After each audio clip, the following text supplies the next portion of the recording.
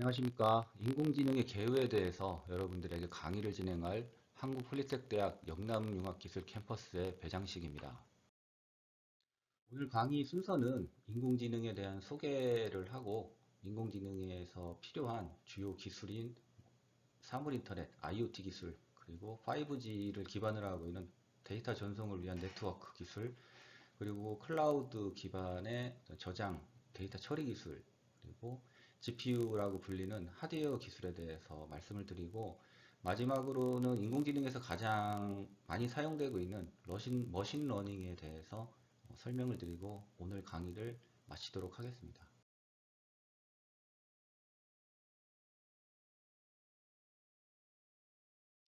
그럼 우선 인공지능의 개념에 대해서 말씀을 드리겠습니다. 인공지능이라는 것은 인공으로 만들어진 지능이라는 얘기인데, 그럼 지능이 뭐냐? 지능의 사전적인 의미를 보면 무언가를 이해하고 배우는 능력이라는 사전적 의미를 가지고 있습니다.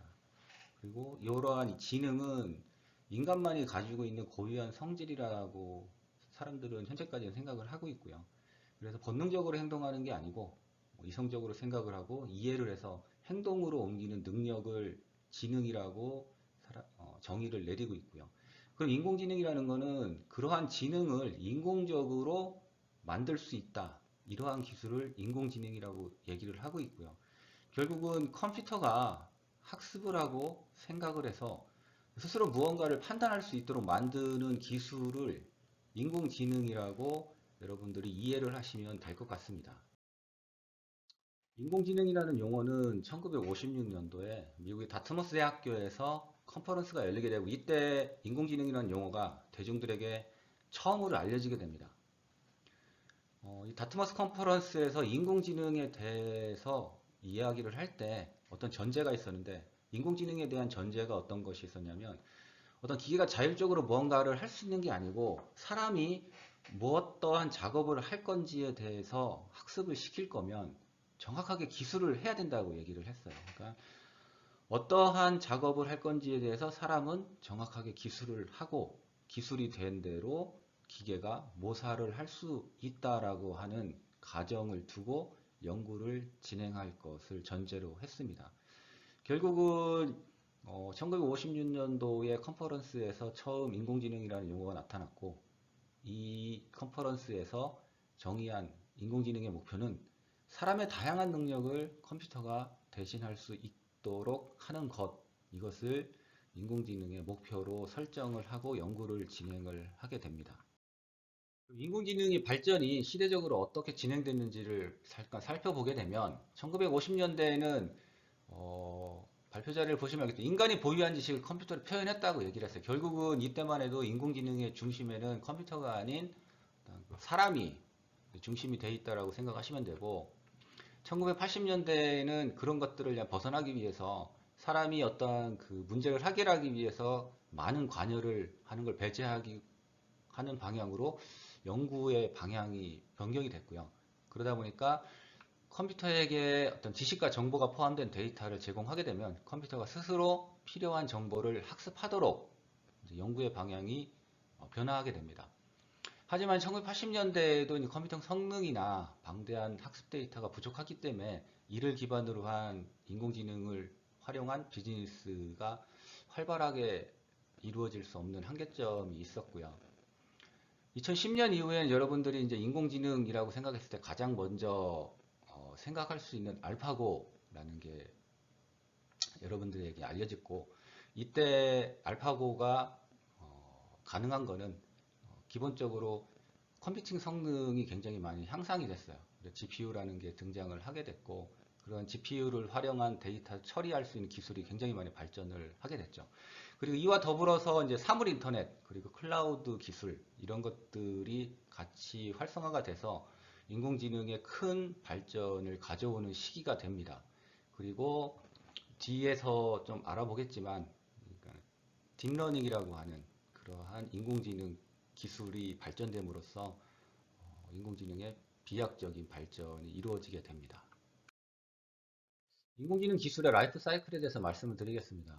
인공지능의 라이프 사이클은 태동기, 1차 암흑기, 성장기, 2차 암흑기, 성숙기, 이렇게 구분을 할 수가 있고요. 태동기는 인공지능이 시작한 계기를 얘기를 하는데 앨런 튜링이라고 하는 수학자가 논문을 하나 발표를 하게 됩니다. 그 논문의 내용은 기계가 스스로 계산하고 문제를 해결할 수 있다. 어떻게 하면은 그렇게 할 수 있을 것 같다라고 하는 논문을 발표를 하게 되고 많은 과학자들은 그게 가능할 것 같다라고 동조를 하게 됩니다. 그래서 이때만 해도 모든 사회적인 문제, 모든 것들을 인공지능을 가지고 해결을 하고자 했었고요. 그게 가능하다고 생각을 했었기 때문에 인공지능이 굉장히 연구가 활발하게 진행이 됐었는데 1970년대에서 80년대 초반까지 이제 첫 번째 겨울을 맞이하게 됩니다. 첫 번째 겨울이라는 거는 초반에 생각했던 인공지능을 가지고 모든 문제를 해결할 수 있을 거라는 기대가 이루어지지 않게 되죠. 이거는 뭐 당연한 얘기고요. 그래서 이러한 것들이 인공지능으로 해결하지 못하는 문제들이 자꾸 발생을 하기 때문에 인공지능으로 모든 걸 해결할 수 있을 거라고 생각해서 투자를 했었던 투자자들이 더 이상 인공지능에 투자를 하지 않게 됩니다. 첫 번째 겨울을 마치면서 모든 영역에서 모든 문제를 인공지능으로 해결할 수 없겠구나라는 인식으로 시작한 게 전문가 시스템이라는 걸 개발하게 됐고요. 전문가 시스템이라는 거는 어떤 전문가들이 본인들의 지식을 데이터베이스에다가 저장을 해 놓으면 그 지식들이 필요한 사람들은 그 데이터베이스에서 질문을 하게 되면 그 데이터베이스에서 전문가의 지식을 답변으로 주는 이러한 시스템이 활발하게 개발이 돼서 운영을 잘 하게 됩니다. 이렇게 전문가 시스템이 운영이 잘 되다가 이제 1987년도부터 1990년도 초반까지 두 번째 겨울을 맞이하게 됩니다. 두 번째 겨울을 맞이하게 된 이유는 전문가 시스템이 예전에는 사회적으로 복잡하지 않았기 때문에 잘 운영이 될 수 있었는데 시간이 흘러서 사회가 복잡해짐에 따라 전문가 시스템이 요구하는 질문이나 이런 것들이 굉장히 더 복잡해지죠. 그러면 기존의 전문가 시스템들이 해결할 수 없는 질문이나 이런 것들이 발생하게 됩니다. 그러면 전문가 시스템을 좀 더 복잡하게 수정하면 되지 않냐라고 생각하시겠지만 이러한 전문가 시스템을 좀 더 발전시키는 데는 굉장히 많은 비용이 발생을 하기 때문에 효율적이지가 않습니다. 그래서 전문가 시스템이 또 한 번의 실패를 맞이하게 되고 이로 인해서 두 번째 겨울을 맞게 됩니다. 1990년도 후반에 이제 뉴럴 네트워크, 머신러닝, 딥러닝, 그 알파고가 등장함으로써 현재까지 인공지능은 성숙기에 접어들게 됩니다.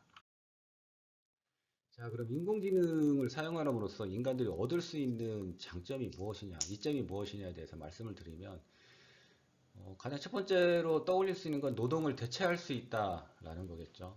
그래서 인간이 해야 할 정신적인 것 혹은 육체적인 노동을 AI가 대신 해줌으로써 인간은 좀 더 고차원적인 것에 집중할 수 있거나 아니면 휴식을 취하거나 이런 이점을 가질 수가 있을 것 같습니다. 밑에 그림을 보시면 밑에는 옆에 키바라고 하는 로봇인데요. 이 키바라고 하는 로봇이 인공지능이 적용된 물류 로봇입니다. 그래서 옆에 있는 요 지역은 그 아마존이라고 하는 미국의 최대 온라인 전자상거래 업체의 웨어하우스가 되겠고요. 이 웨어하우스의 그 규모가 상당히 큽니다. 상당히 크기 때문에 이 많은 제품들을 입고해서 정리하고 구매자의 요구에 따라 출고하고 하는 것들을 사람들이 일일이 처리를 했을 때는 굉장히 많은 인원이 필요하고 시간, 부정확성 이런 것들이 발생을 하게 되는데 그런 것들을 해결하기 위해서 아마존에서는 이제 키바라고 하는 로봇에 인공지능을 적용을 하고 그것을 이용을 해서 물류 시스템을 운영을 하고 있습니다. 그래서 굉장히 많은 비용적으로도 절감을 하고 있는 것으로 알고 있고요. 그래서 인공지능을 활용을 하게 되면 인간의 노동의 대체가 가능하다. 어느 선에서는 이게 첫 번째 갖는 장점일 것 같습니다. 인공지능을 활용했을 때 자동화가 가능하겠죠. 기존의 로봇 같은 경우는 정해진 것들을 수행하도록 되어 있어서 여러분들도 이거를 보시게 되면 그 로봇 반경 내 어떤 펜스나 안전 펜스나 이런 것들이 꼭 필요한 경우가 굉장히 많았었는데 인공지능을 적용하거나 뭐 이런 것들이 가능한 협동 로봇을 사용하게 되면 지금 그림에서 보는 것과 같이 사람이 로봇과 같이 협동을 해서 작업을 할 수 있게 됩니다. 이런 식으로 자동화가 되게 되면 사람은 위험한 작업 환경에서 일단 해방이 될 수 있고요. 이를 통해서 기업은 높은 생산성을 기대할 수 있는 장점을 얻을 수가 있습니다. 인공지능의 역기능에 대해서 말씀드리겠습니다. 앞에서는 인공지능을 사용했을 때 장점에 대해서 몇 가지 말씀을 드렸는데, 그럼 인공지능을 사용했을 때 어떤 문제점이 발생할 수 있느냐, 여러 가지가 있겠죠. 근데 그 중에서 가장 이슈가 될 수 있는 부분은 아무래도 법적인 부분, 윤리적인 책임의 소재 문제가 될 것 같습니다. 인공지능이라는 거는 이제 현재로서는 어떤 그 인공지능이 문제를 일으켰을 때 그 문제의 책임이 누구냐가 불명확하게 됩니다. 예를 들어서 밑에 사진을 보시게 되면 테슬라가 자율주행 도중에 사고가 나서 운전자가 사망을 한 사건이고요. 오른쪽은 우버에서 자율주행을 하다가 사고가 난 사건인데, 이런 식으로 AI를 적용한 시스템이 문제를 일으켰을 때, 법적으로 문제를 일으켰거나 사고가 났을 때, 그럼 그 문제의 책임은 누가 질 것이냐. 물론 테슬라 같은 경우는 테슬라가 만든 제품이기 때문에 그 제품에 의해서 뭐 인명 사망이 발생을 했다 그러면 테슬라의 문제라고 얘기할 수도 있겠고, 우버 같은 경우는 조금 애매한 부분이 있어요. 우버 같은 경우는 우버는 어떤 직접 저 자율주행을 위한 자동차를 개발한 업체도 아니고 생산한 업체도 아니고 그냥 사용하는 업체이기 때문에, 그럼 이게 우버가 자동차를 자율주행으로 운행하다 사고가 나면 사용자인 우버의 책임이냐, 아니면은 자율주행 기능을 만들어낸 자동차 메이커의 책임이냐라고 하는 문제를 따져야 될 필요성이 있습니다.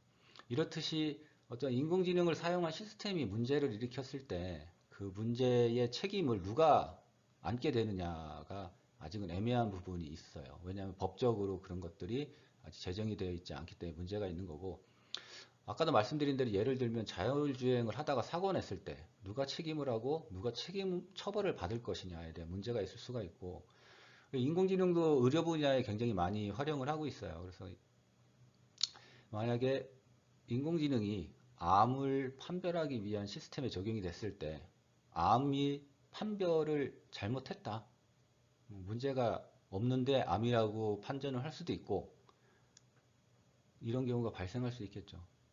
그리고 만약에 로봇이 나중에 발전을 하게 돼서 로봇이 알아서 스스로 수술을 하게 되는 경우, 만약에 수술해서 문제가 발생했다, 그러면 그게 병원의 책임인가 그 로봇을 만든 회사의 책임인가, 이러한 것들에 굉장히 많은, 아직까지는 규제가 명확치 않기 때문에 문제점이 발생할 수 있는 소지가 다분합니다.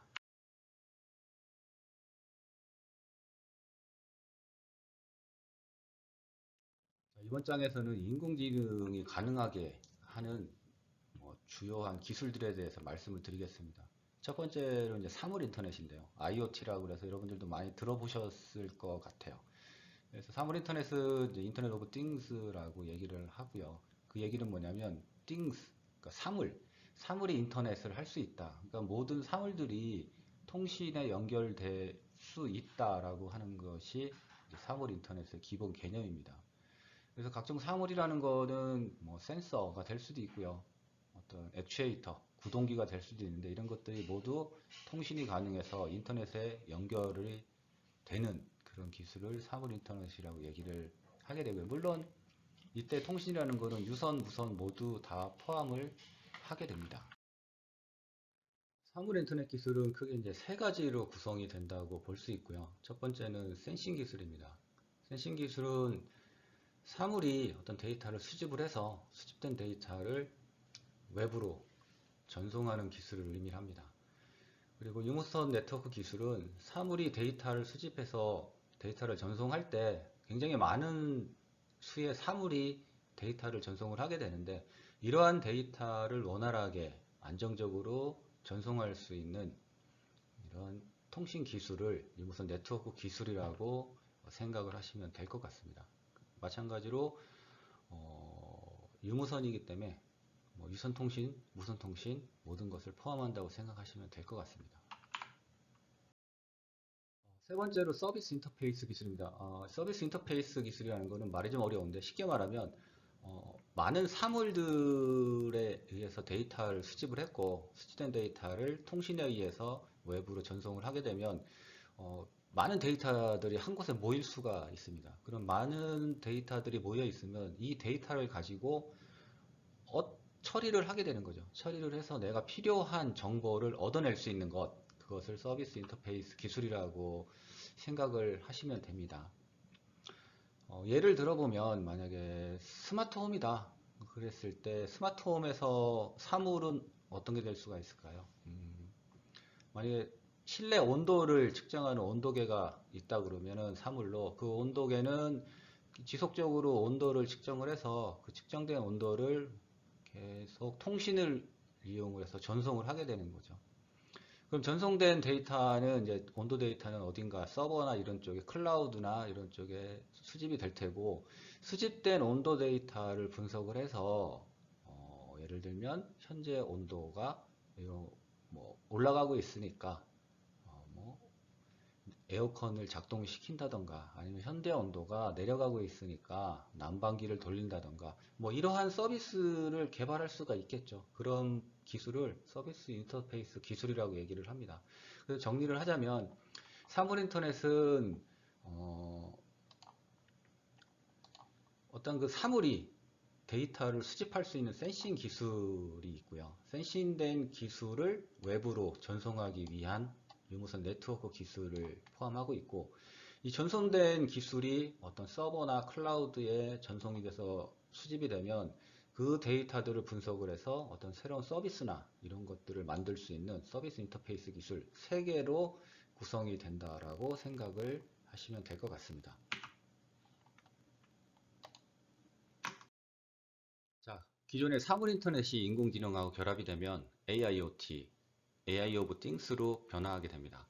AI of Things 같은 경우는 기존의 사물이 수동적으로 데이터를 수집하고 전송하는 기능밖에 하지 않았다 그러면 AIoT에서의 사물은 스스로 문제를 인지하고 조치할 수 있는 그런 기능을 포함하게 됩니다. 예를 들면 어떠한 그 집안 내 스마트홈에서의 온도 조절기가 있다 그러면 기본적으로 IoT의 기능을 하게 되면 온도 조절기를 외부에서 원격으로 제어할 수도 있고요. 그리고 어떠한 그 현재 AI 스피커들 뭐 알렉사나 네이버의 클로바 이런 것들하고 연동을 해서 음성으로 제어할 수도 있고 이런 것들은 기본적인 기능인데 만약에 인공지능이 적용이 된다 그러면 사용자가 온도를 조절했었던 패턴들이 있을 거고요. 그런 패턴들을 학습을 하게 되면 사용자가 일일이 설정을 하지 않더라도 학습된 데이터를 가지고 스스로 온도를 조절할 수 있는 기능을 할 수 있게 됩니다. 자, 인공지능이 발전하는 데 있어서 사물 인터넷이 왜 중요한 건지에 대해서 말씀을 드릴게요. 사물 인터넷을 이용을 하게 되면 기존에는 수집을 할 수 없었던 부분에서의 데이터들을 24시간 동안 연속적으로 수집할 수가 있게 됩니다. 그렇게 되면 이러한 데이터들을 클라우드에 수집을 하게 되고 이런 데이터들을 기반으로 해서 인공지능의 알고리즘을 개발하게 되면 다양한 산업에 적용이 가능하게 됩니다. 인공지능에서 가장 중요한 부분은 뭐 데이터를 처리하는 기술들도 있겠지만 처리하기 위한 데이터, 양질의 데이터가 많으면 많을수록 인공지능을 더 정교하게 만들 수가 있기 때문에 이러한 데이터들을 수집할 수 있도록 만들어주는 사물 인터넷이 인공지능에 있어서는 필수적인 요소라고 할 수가 있고요. 이 사물 인터넷이 연결됨으로써 적용될 수 있는 분야가 디지털 트윈이라는 분야가 있습니다. 사물 인터넷과 인공지능이 결합된 형태인 디지털 트윈에 대해서 말씀을 드리겠습니다. 디지털 트윈은 물리적인 부분의 특성을 디지털 세계, 가상 세계에 적용을 한다라고 생각하시면 되고 말이 조금 어려울 수 있는데 예를 들어 보면 여기에 생산 라인의 생산 시스템이 있다라고 생각을 하시면 요 생산 시스템에는 모터도 있고 다양한 것들이 동작을 할 텐데 요 생산 시스템을 그대로 프로그램으로 옮겨 놓은 게 있다라고 생각하시면 돼요. 그렇게 되면 이 프로그램이 요 생산 라인하고 생산 시스템하고 동일하게 동작을 하려면은 이 현재의 생산 시스템에서 발생하고 있는 데이터들이 이 프로그램으로 실시간으로 전달이 돼야겠죠. 그래야지 현재 프로그램이 동작하고 있는 게 요 생산 시스템이 정확하게 매칭이 될 겁니다. 상태가. 그래서 이 물리적인 거, 그러니까 현실 세계에 실제 존재하는 이 시스템이 있으면 이 현실 세계의 시스템과 동일한 기능을 하는 어떠한 프로그램이 존재한다. 그걸 디지털이라고 얘기를 하고 이렇게 현실 세계와 디지털 세계에 동일한 기능을 하는 시스템이 동시에 존재한다. 라고 하는 게 디지털 트윈이라고 하는 기술입니다. 그럼 디지털 트윈이라는 기술이 왜 필요하냐? 어떤 생산 시스템을 예를 들어 보면 이 시스템에 어떤 모터가 있다라고 생각을 해볼게요. 이 모터가 있을 때 사용자 입장에서 이 모터에서 가장 중요하게 생각하는 거는 모터는 계속 돌아야 된다는 거죠. 그러면 언제 고장 날지를 알면 뭐 미리 주문을 한다던가 해서 이 모터가 정지했을 때 생산 라인이 정지하는 멈추는 시간을 최소화할 수가 있을 겁니다. 미리 교체를 한다던가 AS를 받게 되면 그런 문제점이 사라지겠죠. 그러려면 이 모터가 언제 고장 날지를 알아야 되는데 그런 것들이 가능하게 하기 위해서 디지털 트윈이라는 기술을 사용하는 거고 그래서 실제 모터가 있으면 모터가 돌 때 어떤 정보들이 있을 거예요. 현재 동작하는 RPM이 있을 수도 있고 모터가 설치되고 나서 동작한 동작 시간도 있을 거고 이러한 다양한 데이터들이 발생을 할 텐데 이 발생한 데이터를 어디로 전달하느냐면 디지털 세계에 전달합니다. 그럼 디지털 세계에 있는 프로그램이 수집된 데이터를 가지고 같이 동작을 하겠죠. 그래서 이러한 동작들을 디지털 세계에서 진행을 하게 되면 그리고 분석을 하게 되면 이 모터에 대해서 관심 있는 부분을 인공지능을 통해서 알 수가 있다는 거죠. 이 모터의 동작 패턴을 인식을 해서 향후 몇 달 안에 고장 날 수가 있다. 아니면 동작 패턴을 뭐 이런 식으로 수정을 하면 고장 확률이 줄 수 있다. 뭐 이러한 인사이트를 만들어낼 수가 있습니다.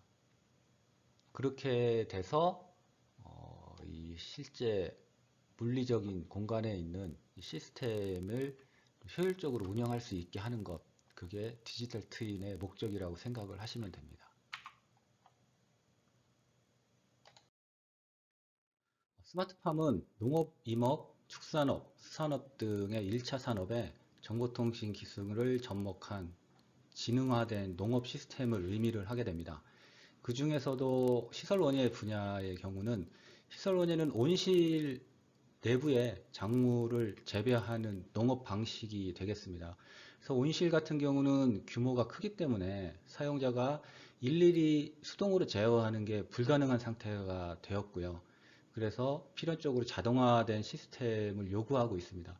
기존의 스마트팜 시스템은 온실의 상태, 그러니까 온도, 습도, CO2 이러한 상태에 대한 센서들을 설치를 해서 그러한 정보들을 실시간으로 모니터링하고 그런 시스템 센서 값들을 가지고 사용자가 설정한 값과 비교하여 제어를 하는 단순 비교를 하는 방식의 스마트팜 시스템이 있고 근래에 들어서는 스마트팜 시스템 운영을 할 때 인공지능을 적용을 해서 사용자가 모든 설정을 일일이 하지 않아도 기존의 사용자가 설정했던 설정값 그리고 올라왔던 센서 값들을 분석을 해서 어떤 인공지능을 기반으로 한 그런 설정이 가능하도록 한 시스템도 연구 중에 있습니다. 상용화되지는 않았는데 그 머지않은 상황에서는 사용자가 단순히 어떤 작물을 선택을 하게 되면 예를 들면 뭐 토마토면 토마토 그리고 내가 수확하고 싶은 시기를 설정을 하게 되면 모든 재배 환경을 이제 시스템이 알아서 인공지능에 의해서 작물을 재배할 수 있는 그런 시스템까지 발전시키기 위해서 연구를 진행하고 있습니다. 인공지능의 경우 대량의 데이터가 필요한 기술입니다. 그렇기 때문에 대량의 데이터가 빠른 속도로 전송이 될 수 있는 통신 방법이 필요하고요. 그래서 인공지능에서 필수적으로 필요한 네트워크 기술에는 5G 통신이 있습니다. 5G 통신은 이전에 사용했었던 4G, LTE망보다 수십 배 정도의 속도와 안정성을 가지고 있는 통신 기술로서 인공지능에는 가장 필요한 기술이라고 생각을 하시면 될 것 같고요.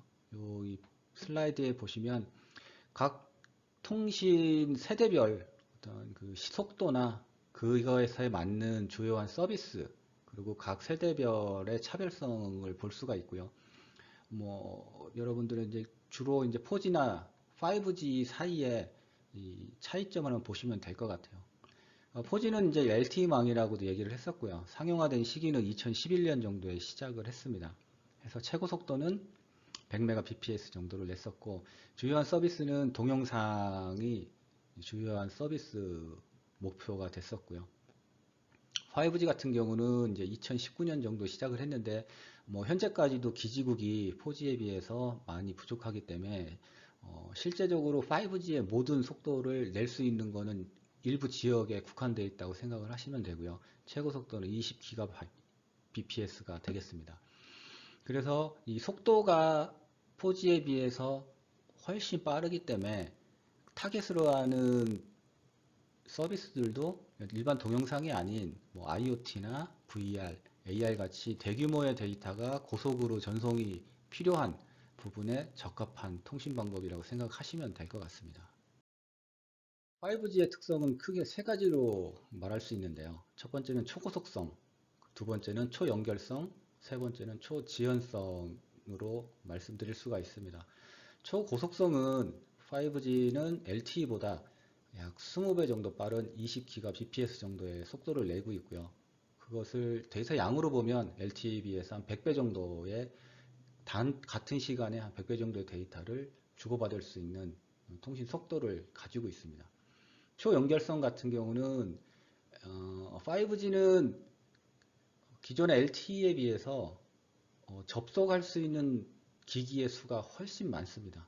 그래서 단위 면적 1km제곱미터당 접속 가능한 기기가 100만 대 이상의 기기도 동시에 접속할 수 있기 때문에 굉장히 많은 사물들이 통신에 연결돼야 되는 사물 인터넷에 굉장히 적합한 통신 기술이라고 할 수 있고요. 초지연성애 같은 경우는 어떤 통신이 있을 때 주고받음에 있어서 지연이 발생하는 경우가 문제가 되는 그런 서비스들이 있습니다. 만약에 음성인해 같은 경우 그리고 영상의 경우 데이터가 중간에 지연이 되게 되면 부자연스러운 영상 혹은 부자연스러운 음성이 전달되기 때문에 그런 부분에서 5G가 사용이 된다 그러면 굉장히 적합한 그런 통신 방법이라고 여러분들이 이해를 하시면 될 것 같습니다. 5G의 초고속성의 특성에 알맞는 그 서비스에는 가상현실, VR과 증강현실, AR이 있는데 왜 두 가지가 5G에 적합한 그런 서비스인지를 말씀을 드리면 기존의 LTE망에서도 뭐 AR이나 VR이 안 됐던 건 아니에요. 안 됐던 건 아닌데 사실은 일반 동영상을 전송하는 그 양에 비해서 AR이나 VR 같은 경우는 4배 이상의 데이터의 양이 처리가 돼야 됩니다. 그렇기 때문에 LTE에서도 안 되는 건 아니었지만 뭔가 좀 부자연스럽고 끊기는 듯한 그런 현상이 있었고 하지만 이제 5G 같은 경우는 이제 초고속성을 이제 대표로 하고 있기 때문에 5G를 이용을 하면 가상현실인 뭐 VR이나 증강현실인 AR을 활용하는 그런 서비스에 적합한 통신 방법이라고 여러분들이 이해를 해주시면 될 것 같아요. 5G의 초연결성을 활용할 수 있는 분야가 대표적으로 스마트 시티가 있습니다. 스마트 시티는 도시를 구성하고 있는 많은 요소들이 다 통신으로 연결이 되어 있어서 그 요소들을 활용을 적절하게 활용을 하겠다라고 하는 개념인데요. 예를 들면 도로가 있고 그 도로 주변에 가로등, 어떤 신호등 뭐 이러한 것들도 모두 통신으로 연결이 되어 있어서 기본적으로 관리 이런 부분은 다 모니터링이 가능하기 때문에 관리 같은 부분도 보다 효율적으로 할 수 있고, 만약에 자동차가 도로에서 사고가 났거나 고장난 차가 있다라 그러면 그 사실 자체를 그 도로 주변의 요소들의 통신을 통해서 다른 차들에게 전송을 하게 되면 보다 안전은 확보하는데 훨씬 기존의 방식보다 유리한 그런 시나리오가 가능할 것 같습니다. 그래서 스마트 시티 같은 경우는 굉장히 많은 수의 요소들이 통신에 참여를 해야 되기 때문에 5G의 초연결성에 굉장히 적합한 그런 분야라고 할 수가 있습니다. 5G의 초저지연성을 활용할 수 있는 분야는 이제 대표적으로는 자율주행이 있습니다. 자율주행 같은 경우는 차량 자체가 어떤 라이다나 이런 센서들을 가지고 주행할 수 있는 기본적인 기능들은 가지고 있어야 되지만 보다 안전한 자율주행을 위해서는 상호간, 다른 차 혹은 주변의 인프라들과의 통신이 필수적으로 필요하게 됩니다.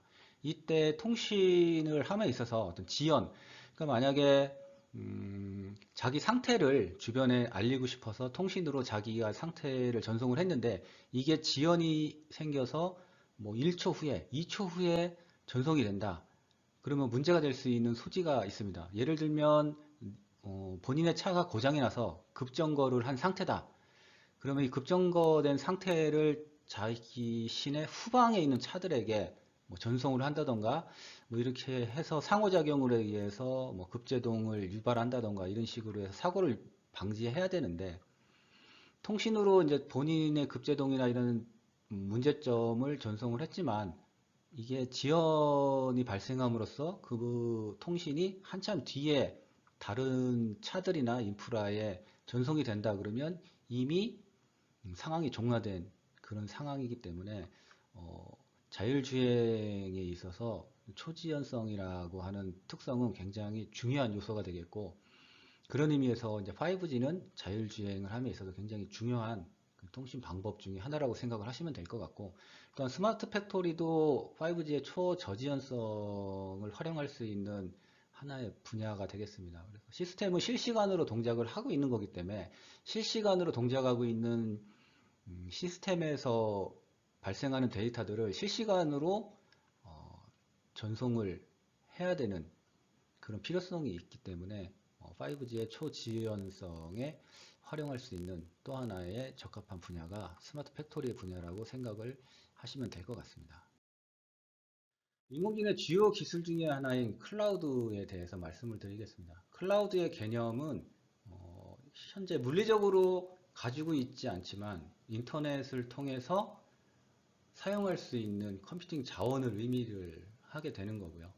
여러분들이 이미 사용하고 있는 구글 드라이브 혹은 네이버 엠박스 같은 경우는 클라우드 서비스 중에서도 스토리지를 이제 사용할 수 있는 서비스가 되겠습니다.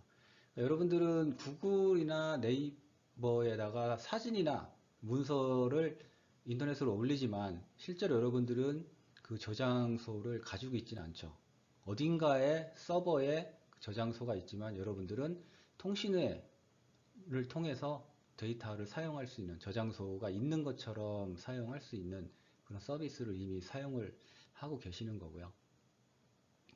그리고 인공지능 같은 경우는 실제로 인공지능을 개발하기 위해서 어떤 GPU나 이런 하드웨어 환경이 필요한 경우도 있고 그리고 인공지능을 실제 개발하기 위한 라이브러리나 이런 개발 환경들을 구축해야 되는데 그런 시간이 오래 걸리는 경우도 있습니다.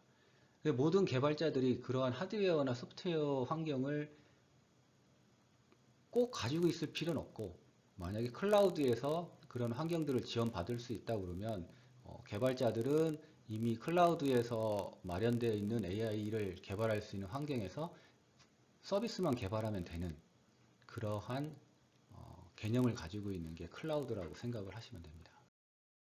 자, 그럼 클라우드의 장점이 어떤 게 있는지에 대해서 말씀을 드리면 인프라가 기존의 클라우드 사업자들은 인프라들을 모두 가지고 있는 거고요. 그 사업자에게 내가 어떠한 컴퓨팅 자원을 쓰겠다라고 신청을 하고 할당을 받게 되면 인프라는 10분 뭐 길게 잡아 1시간 이내에 서비스를 개발할 수 있는 환경이 마련이 된다고 생각하시면 됩니다. 만약에 클라우드가 없이 본인이 직접 개발 환경을 꾸미고 해야 된다 그러면 일단은 하드웨어를 구매를 해야겠죠. 하드웨어를 구매를 해야 되고, 하드웨어가 구매가 되면 그 하드웨어에 뭐 윈도우면 윈도우, 리눅스면 리눅스 운영체제를 일단 설치를 해야 되고, 운영체제가 설치가 되면 그 운영체제에 적합한 개발 환경들을 다시 또 설치를 해야 됩니다. 이러한 시간들이 뭐 짧게는 며칠, 길게는 몇 주가 걸릴 수도 있지만, 클라우드를 사용을 하게 된다면 이미 클라우드 사업자들은 그러한 하드웨어와 소프트웨어 환경을 이미 구축을 해놓고 있기 때문에 그 자원의 일부를 내가 쓰겠다라는 신청을 해서 할당만 받으면 바로 서비스를 개발할 수 있는 환경이 구축이 되는 겁니다. 물론 비용은 발생을 하겠죠. 하지만 그만큼 시간이 절약되기 때문에 개발이 좀 더 빠르게 진행될 수 있어서 어떤 뭐 서비스를 제공하는 시기를 앞당길 수 있다 그러면 그 비용과 그 비용을 비교를 해서 클라우드가 더 좋은지 아니면은 자체적으로 개발 환경을 구축하는 게 좋은 건지를 선택을 할 수가 있습니다. 클라우드의 장점 중에 하나가 그 유연한 인프라를 관리할 수 있다라는 점입니다. 그 얘기는 뭐냐면 만약에 어떤 학교에서 신입생 10,000명 기준으로 10,000명의 신입생의 데이터를 처리할 수 있는 시스템을 구성한다고 그랬을 때 그럼 10,000명을 저장할 수 있는 뭐 하드웨어가 있어야겠죠. 저장소도 있어야 되고 10,000명을 처리하기 위한 메모리도 있어야 되고 그리고 10,000명을 처리할 때 속도가 느려지지 않을 정도의 컴퓨팅 파워를 갖는 하드웨어도 구성을 해야 될 겁니다. 그런데 만약에 내가 뭐 10,000명의 신입생을 모집을 했는데 실제 뭐 5,000명밖에 모집을 못했다. 그러면 10,000명에 대한 하드웨어를 구성하기 위한 비용은 이미 지출이 됐지만 실제 그 10,000명의 하드웨어에서 관리하는 학생들은 5,000명밖에 안 되는 거죠. 그래서 10,000명의 비용을 내고 5,000명을 관리하는 비효율이 발생할 수가 있습니다.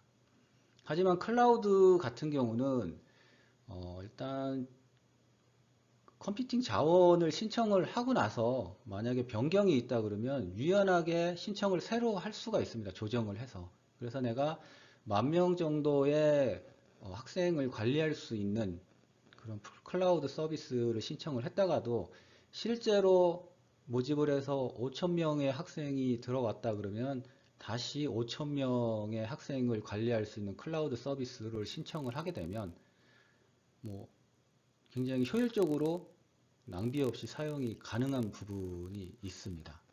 그러한 것들도 다 감안을 해서 어떤 클라우드를 선택을 할 수가 있게 되는 거죠. 클라우드의 장점 중에 하나인 강력한 보안과 장애 없는 서비스에 대해서 말씀을 드릴게요.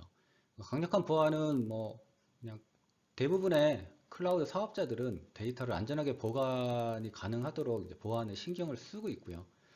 그래서 개인이 어떤 데이터의 보안을 신경 쓰는 것보다 일단 사업자들이 보안에 신경 쓰는 게 훨씬 보안이 잘 이루어진다고 생각을 하시면 될 것 같고, 그리고 이제 장애 없는 서비스, 사용자들은 이제 클라우드에서 이제 어떤 서비스들을 진행을 하게 되는데, 만약에 클라우드 사업자의 서버, 하드웨어가 문제가 생기면 사용자의 서비스가 중단이 되겠죠. 그런 것들을 방지를 하기 위해서 대부분의 사업자들은 운영 서버와 대기 서버 두 가지를 운영을 하게 됩니다. 그래서 운영 서버가 동작을 할 때 운영 서버의 상태를 대기 서버와 실시간으로 동기화해서 거의 동일한 상태를 유지를 하게 되고요. 하지만 실제 사용자들은 이 운영 서버에서 작업들을 하게 되는 거죠. 그래서 운영 서버에서 사용자들이 운영을 하다가 만약에 운영 서버에 장애가 생기게 되면 대기 서버로 전환을 해서 바로 서비스를 이어갈 수 있도록 만들어줍니다. 이게 가능한 이유는 아까 말씀드린 대로 운영 서버가 동작할 때 상태를 실시간으로 대기 서버와 동기화를 하기 때문에 운영 서버의 상태는 대기 서버의 상태와 동일하다라고 말씀을 드릴 수가 있고, 그로 인해서 운영 서버의 장애와 상관없이 대기 서버로 전환을 통한 끊임없는 서비스가 가능하다라는 것을 이해를 하시면 될 것 같습니다. 자, 클라우드의 단점에 대해서 말씀을 드리겠습니다. 일단 기본적으로 비싼 이용 비용인데 이용 비용이에요. 클라우드를 사용하는 데 드는 비용. 그러니까 자체적으로 어떤 개발 환경이나 이런 것들을 구축을 하게 되면 초기 도입 비용이 발생을 하죠. 초기 도입 비용이 발생을 하지만 운영을 함에 있어서 어떤 고장이나 이런 거에 대한 메인터넌스 비용도 발생을 하지만 주기적으로 들어가는 비용이 없을 수도 있어요. 하지만 클라우드 같은 경우는 항상 주기적으로 이용료를 지불해야 된다라는 문제점이 발생할 수도 있습니다.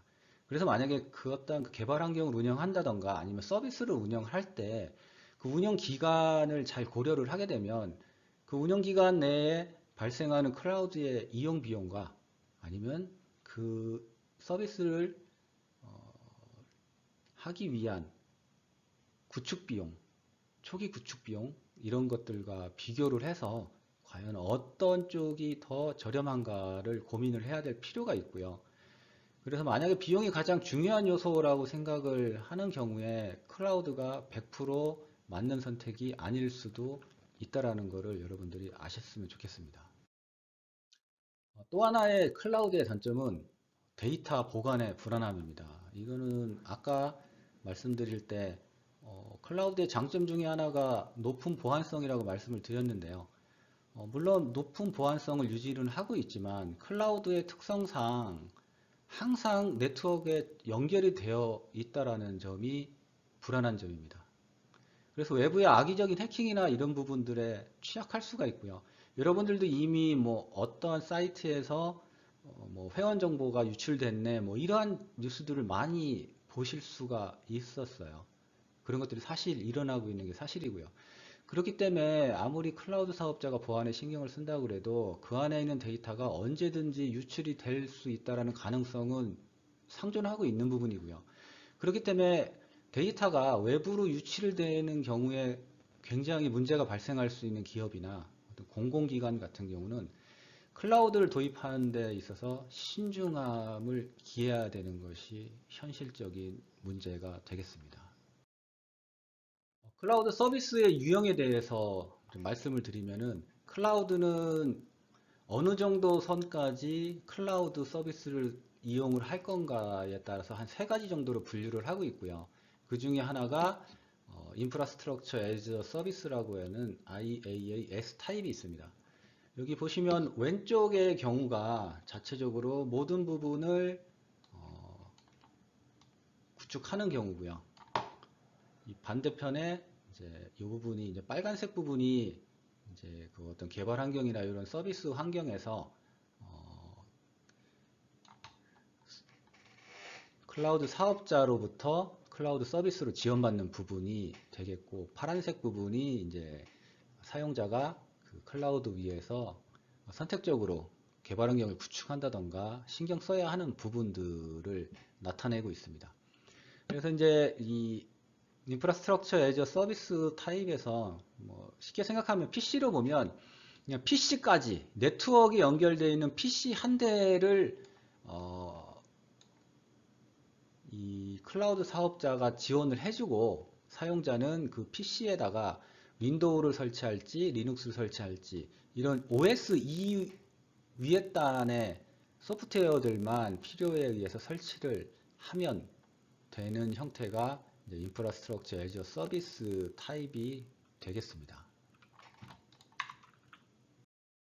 두 번째 클라우드 서비스의 유형은 플랫폼 애저 서비스입니다. PaaS 타입인데 이 부분 같은 경우는 이제 아까는 요 OS 밑에 요 가상화까지를 클라우드 사업자가 지원을 했다 그러면 요 플랫폼에서 서비스 같은 경우는 이 런타임 부분까지 좀 더 많은 부분을 클라우드로 처리를 하게 되겠고, 실제 사용자는 어떤 데이터를 사용할 건지는 사용자가 알아서 데이터를 추가를 해야 되고, 그 데이터를 가지고 어떠한 어플리케이션, 응용 프로그램, 서비스를 개발할 건지만 이 두 가지만 이 개발자가 고민을 하면 되는 형태가 이제 플랫폼 애저 서비스가 됩니다. 아까 인프라스트럭처 애저 서비스보다 좀 더 많은 부분을 클라우드로 처리를 하는 형태가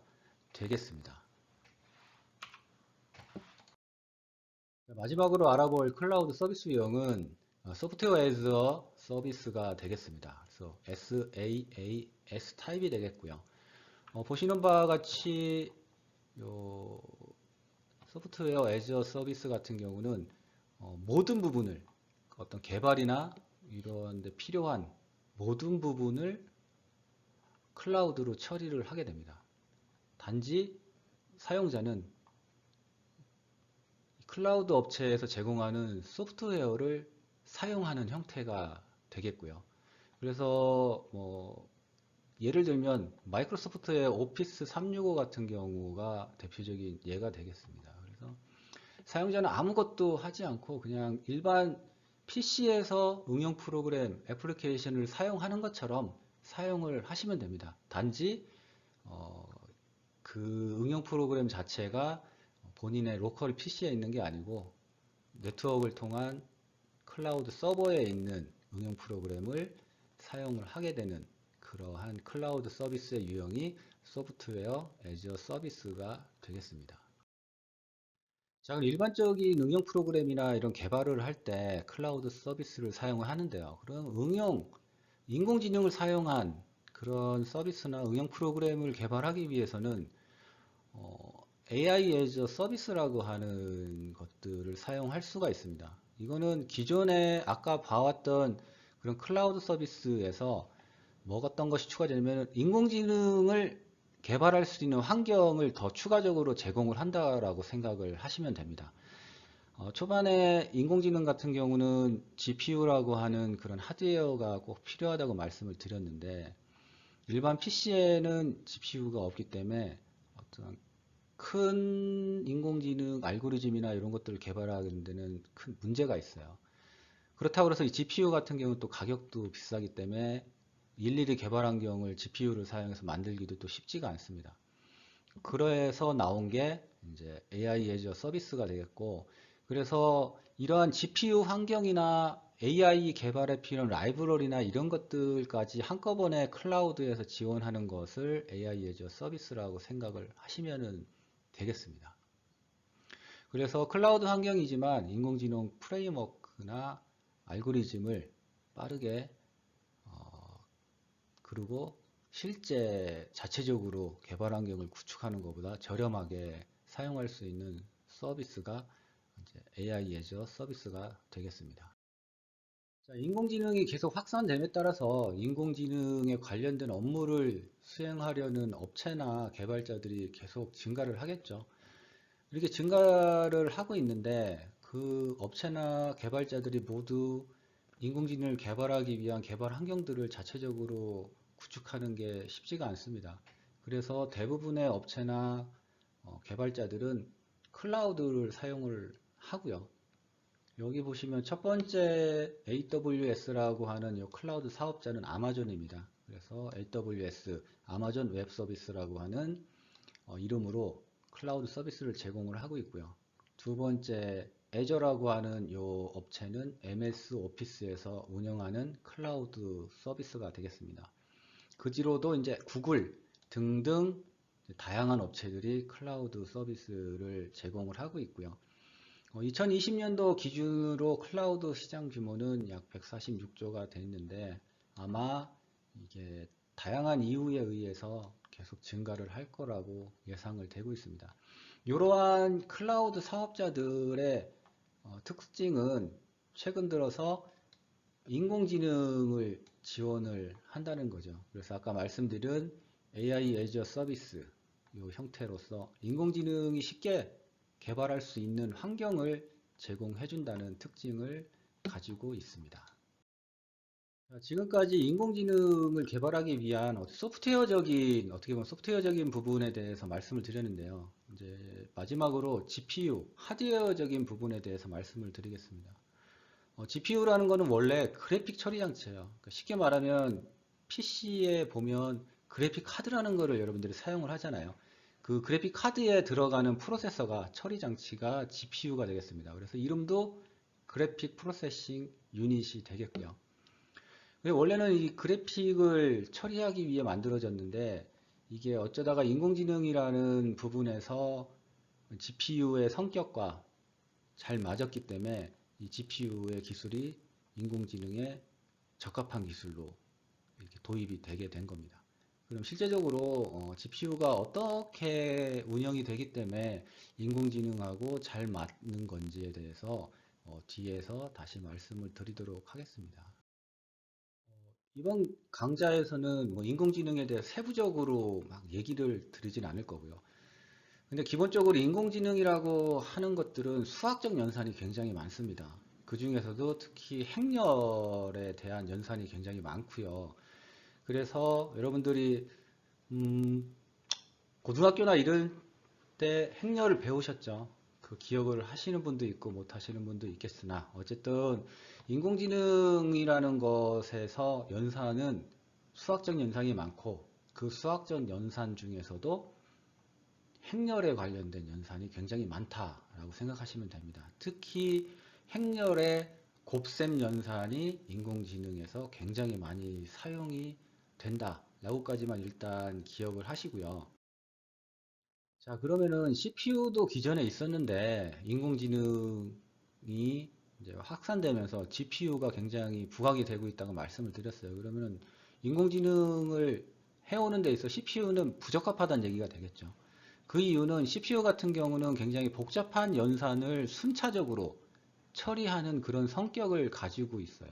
반면에 GPU 같은 경우는 어떤 영상을 처리하는 데 필요한 수학적 연산에 아까 말씀드릴 때 적합하다고 말씀을 드렸고 그 수학적 연산 중에 행렬의 곱셈 이런 것들에 적합하다고 그랬는데 다시 말하면 어떤 복잡하지 않은 연산을 많이 동시에 수행하는데 적합한 그러한 처리 장치가 GPU라고 생각을 하시면 됩니다.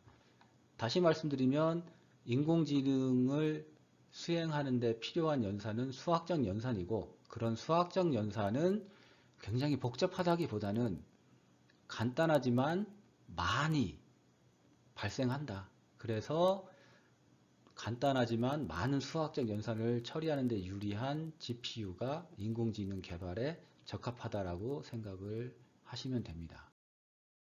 자, 그러면 세부적으로 CPU하고 GPU하고 어떤 하드웨어적인 차이가 있는지를 말씀을 드리면 여러분들이 이제 CPU를 인텔 CPU 같은 경우는 뭐 헥사코어, 뭐 옥타코어 이렇게 얘기합니다. 코어라는 거는 실제 연산을 수행할 수 있는 내부적인 장치라고 생각하시면 되고 그래서 CPU는 어떠한 코어가 한 개가 아니에요. 예전에는 싱글 코어 CPU도 있었지만 그건 아주 옛날이고 멀티코어가 되는 거죠. 그래서 요 그 예제에서는 이제 코어가 4개짜리 쿼드 코어가 되겠는데 뭐 서버용은 뭐 헥사코어 그래서 16개짜리 코어 이런 것도 있어요. 그 많아야 16개 요 정도의 코어를 갖는 게 CPU라고 생각을 하시면 됩니다. 그러니까 쉽게 말하면 코어 하나당 어떤 연산을 하나씩 맡아서 할 수 있다. 그래서 코어가 4개면 4개의 연산을 동시에 수행할 수 있다. 라고 이제 생각하시면 되는데 CPU는 4개의 연산을 동시에 수행할 수 있지만 그 연산이 굉장히 복잡해도 잘 처리할 수 있다라는 특징을 갖게 되는 거고요. 하지만 GPU 같은 경우는 이 코어 자체가 수천 개가 있어요. 수천 개. 수십 개가 아니고 수천 개가 있기 때문에 아까 말씀드린 대로 이 코어에서 동시에 어떤 연산을 수행을 할 수 있다고 치면 만약에 이 멀티코어가 1000개가 있는 GPU다 그러면은 1000개의 연산을 동시에 수행할 수 있다. 하지만 이 코어가 처리할 수 있는 연산은 엄청나게 복잡한 것을 처리할 수는 없다. 어느 정도가 가능하다? 인공지능을 위한 수학적 연산 정도는 충분히 GPU로도 가능하다. 그렇기 때문에 이러한 코어가 굉장히 많은 GPU가 인공지능을 개발하는 데 있어 훨씬 CPU보다 적합한 기술이다라는 것을 알 수가 있습니다. 이제 CPU와 GPU의 차이를 좀 더 조금 쉽게 말씀을 드리면, 아까 말했듯이 CPU는 이제 복잡한 계산을 코어의 개수만큼 처리할 수가 있어서, 이 계산식이 여러 개가 있으면 더 오래 걸리죠. 왜냐하면은 코어 자체가 작기 때문에, 개수가 작기 때문에 이 계산식이 여러 개면 코어가 계속 나눠서 처리를 해야 돼서 뭐 이렇게 순차적으로 처리를 하는 거죠. 이게 순차적으로 처리를 하기 때문에 이 코어 개수가 절대적으로 적은 CPU가 이제 그 인공지능에 관련된 처리를 할 때는 좀 문제가 발생할 수 있는 거고요. GPU 같은 경우는 아까 말씀드린 대로 코어가 굉장히 많기 때문에 동시에 이제 처리할 수 있는 연산의 수가 많은 거죠. 그래서 이렇게 보시면은 GPU는 굉장히 병렬로 한꺼번에 쭉 결과값을 도출할 수 있는 것처럼 보이고요. CPU 같은 경우는 코어가 적기 때문에 연산이 순차적으로 이루어지는 이러한 형태가 발생하게 됩니다. 그래서 물론 요 연산 자체가 복잡하다 그러면 CPU가 더 빠를 수도 있어요. 순차적으로 하지만 이 코어 자체의 컴퓨팅 파워가 높기 때문에 복잡한 연산을 빨리빨리 처리할 수가 있어서 전체적으로는 GPU보다 빨리 작업을 끝낼 수도 있지만 문제는 인공지능에서 요하는 그런 연산은 GPU의 코어만으로도 충분히 처리가 가능하기 때문에 GPU에 의한 처리 속도가 CPU에 의한 처리 속도보다 훨씬 빠른 결과가 나타나게 됩니다. 자, 앞에서 CPU하고 GPU와의 코어의 개수, 코어의 컴퓨팅 파워 이런 것들의 차이에 의해서 뭐 인공지능에 관련된 부분은 이제 GPU가 유리하다고 말씀을 드렸는데 하지만 이제 어떠한 실제 운영에 있어서는 처리해야 될 명령어하고 데이터 성격이 다를 수가 있어요. 그래서 이제 모든 인공지능에 관련된 부분에서 GPU가 CPU보다 낫다라고 얘기할 수는 없는데 때로는 어떠한 명령어를 어떻게 처리할 거냐에 따라서 CPU가 빠른 경우도 있고 CPU보다 GPU가 더 유리한 경우도 있다라는 것을 아셨으면 좋겠고 근데 기본적으로 인공지능 학습에서 이제 행렬의 곱셈 그리고 미분 이런 수식들을 풀어가는 게 굉장히 중요하기 때문에 기본적으로는 GPU를 사용하는 것이 더 적합하다라는 거는 변함없는 사실이라는 것을 알았으면 좋겠습니다.